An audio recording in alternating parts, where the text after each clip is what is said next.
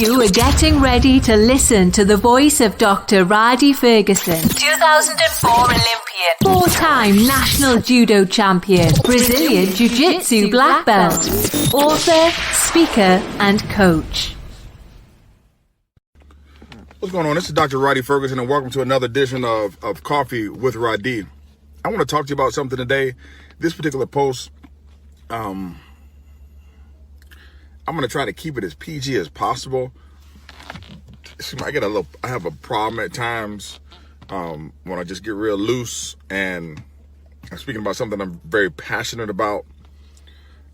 Sometimes the little cuss man on the back of my throat, he runs to the top of my tongue and he jumps off and gets past my lips before I can close my mouth. But y'all pray for me. But here's what I want to say. I've been in sports damn near all my life. I started sports at the age of 6. When I started judo at the age of 6. I played football, I wrestled, ran track, did mixed martial arts, Brazilian Jiu-Jitsu, judo, submission wrestling. I've done boxing, I've done Muay Thai, I've done Greco-Roman wrestling.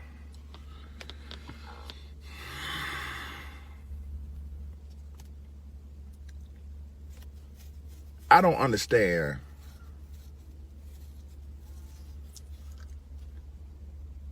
how you all, or many people, think that they can get better without going to practice.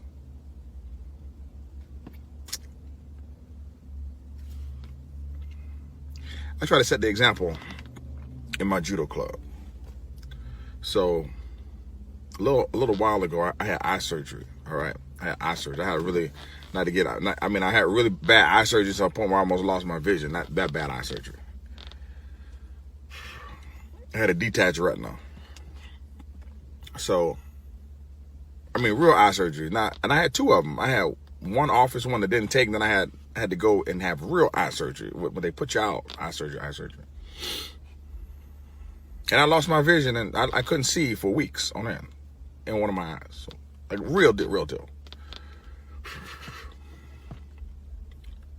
After each eye surgery, I went to practice. Was I hurting? Yes. Did I coach? Yes. I sat down in a chair and I coached. And I was at practice. I also had lateral collateral. My LCL tore. My LCL, I had to get it replaced again. My lateral collateral ligament tore. I had surgery. I went to practice. Also went on the field that day with my son, and I did lacrosse with him. Was I hurting? Yes. I want to show my son and my students, when you're hurt, you go to practice. Man, you guys get a cold and you don't go to practice. If you have a cold, you call your coach. You say, man, I got a cold. You go buy the mask, put it on your face, put two of them on your face, sit all the way in the corner. Don't say nothing to anybody. Watch practice and go to practice. Let your coach tell you, hey, Johnny, go home. Go to practice and let them send you home. Don't say, I'm not going to practice. Get in the habit of going to practice. The first time I hurt my knee, I was at the Olympic Training Center. And I had surgery and I went to the weight room. The next day I was in the weight room. All right. Either that day or the next day I was in the weight room. I came down to judo practice. I went to judo practice, but I didn't dress out. I came down to judo practice on crutches. And one of the coaches at the time, Angelo Ruiz, was like, why are you not dressed? I said, I just had knee surgery. He said, why are you not dressed? The next day, I go to judo practice. Over my brace, judo pants on, judo top on, belt tied, limp down. Angelo has me get on the mat, sits me in a chair, holds bands. I'm doing band uchikomis in a chair. Do you understand? If you hurt your leg or your ankle in the NFL, and you're a wide receiver, you still go to practice. They get the ball machine.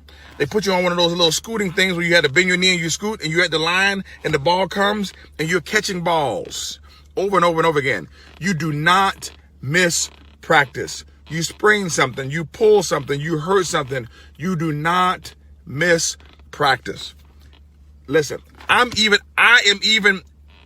go super far, okay? Depending on what you're trying to get accomplished. When people die or people pass away, you don't miss practice. I remember Arnold Schwarzenegger was in his documentary Pumping Iron. His father died, and they asked him, was he coming back home? He said, why? He died already. I'm not going back home. He said, I got to prepare for the competition, for Mr. Olympia. I remember Brett Favre's dad died. Brett Favre's dad died, I think, the day before Monday Night Football. Either that Sunday or that Saturday. People ask me, is Brett going to play? I said, what are you talking about? Is Brett Favre going to play? What do you mean? Yes, of course, Brett Favre is going to play. What do you mean, is he going to play? Yeah, he's going to play, and he went to practice. And if he wasn't going to practice, he didn't unilaterally not show up to practice. He calls the coach and says, hey, coach, I got X, Y, and Z going on. And they say, hey, man, we understand. But, man, I'm going to be honest with you. Some of you all are soft, and some of you parents are ridiculous. Some of you parents need your ass whipped. Because you're just so soft. And you're teaching your kids what you're teaching your kids is how to make excuses. When you decide to do a sport or to get engaged in a thing, you made a social contract with the coach and your teammates. You have an obligation and a responsibility to show up for, not just for work, but for the work. And if you can't do the work, then you show up and you support the people who are doing the work. If you can't practice, you play football, you go out there, you hold the clipboard, you cheer people on. If you can't practice and you're wrestling, you go in there, you sit down and you learn the moves. You do push-ups, you do sit-ups, you do what you can. If you're a college athlete and you hurt your leg or something, you're not practicing. They have you in the weight room doing all upper body until you damn near vomit, so that when you come back and your leg is healed up, you're ready to, in terms of your strength and conditioning, you're ready to play. You're just waiting for the soft tissue to heal up. You do your rehab and you jump right back into the environment to play. Man, this whole, I'm hurt, so I don't go to practice. I don't understand any of this. I hurt my ankle. Great. Go to practice, do the upper body ergometer, sit down in the chair, do some curls, shoulder press, band pulls. Go to practice. Go to practice. Go to practice. Don't tell me nothing about I can't go to practice. Go to practice. You all miss practice too much, and you parents make excuses to not take your kids to practice. Man, I know you're tired. I'm tired too. Sometimes you just want a reprieve. You're like, man, I'm so glad they hurt, so I can miss the rest this evening. No. Take the kid to practice. Your kid's never going to have an opportunity to be good at anything if they don't practice. No matter what it is. I don't care if it's math, or science, physics, engineering, calculus, reading, poetry. I don't care what it is. You got to practice. And you need to force them to practice sometime. I don't want to force them. What do you mean you don't want to force them? Listen, you force them to help them so that they can know how to force themselves later. It's like over speed training. It's like when you're on a treadmill and the treadmill's going faster than you can run and you have those things holding you up, or when you have somebody pulling you along to make you go a little bit faster than you can go, you have the over speed training. It's pushing you more than you can go so that you can access that later. And these are children, man. You don't let no kid do what they want to do when they want to do it. You go to practice. It's like, okay, your kid does cheerleading. Your kid breaks their wrist in cheerleading. What you don't take the kid to practice because they broke their wrist? Of course you take the kid to practice. You go to the side, you do your crunches, your squats, everything else, you go to practice. I don't understand this not going to practice thing. I'm harping on it, and I'm making such a issue about it because I've seen it so much in sport now. I can't even fathom it.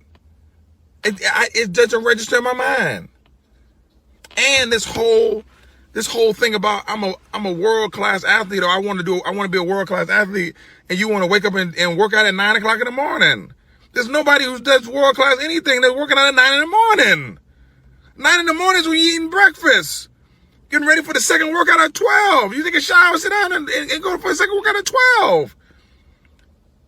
You can't be world class talking about, oh, I missed the workout in the morning, I get it in later. The workout in the morning is 5:30, 6 o'clock. World class, 5:30 a.m., 6 o'clock.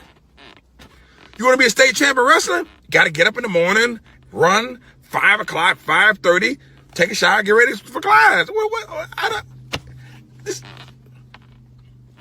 I'm in the gym in the morning, 5:30. There's a young kid who's on the football team. I think he's 14 years old. He's in there with his dad. Every day. Every time I see him, I say, son, you're doing a good job. You're doing a good job. You're doing a good job. This kid, if he stays the course, 9th, 10th, 11th, 12th, getting up in the morning that early, working out with a trainer, and he's in there with his dad. He keeps it going. He's gonna be a scholarship athlete, and he's gonna understand the value of hard work and dedication. Parents, please stop allowing your children to miss practice when they're hurt, when they're sick. Oh, he's sick today, he can't come.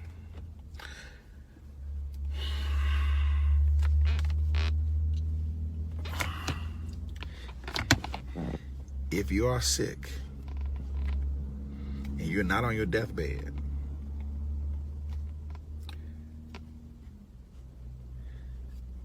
if you got diarrhea and stuff like that, and you gotta listen, I get it. If you are sick, if you're sick, you got a cold, you can't drink, you got a cold. I got it.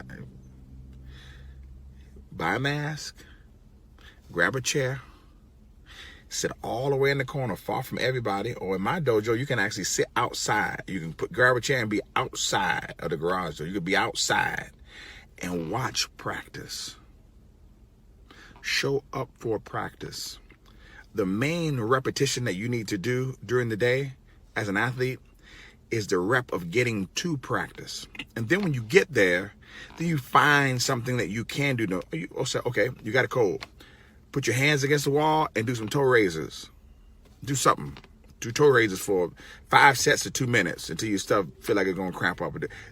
Get better somewhere doing something.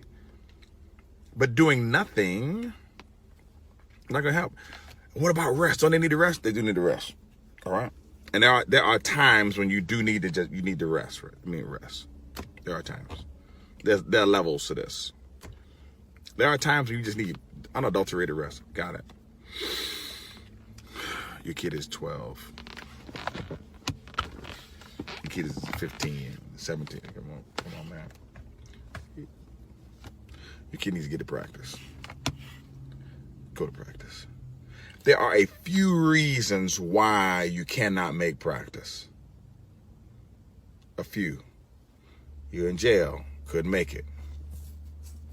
You died, couldn't make it. In surgery the day of practice, couldn't make it.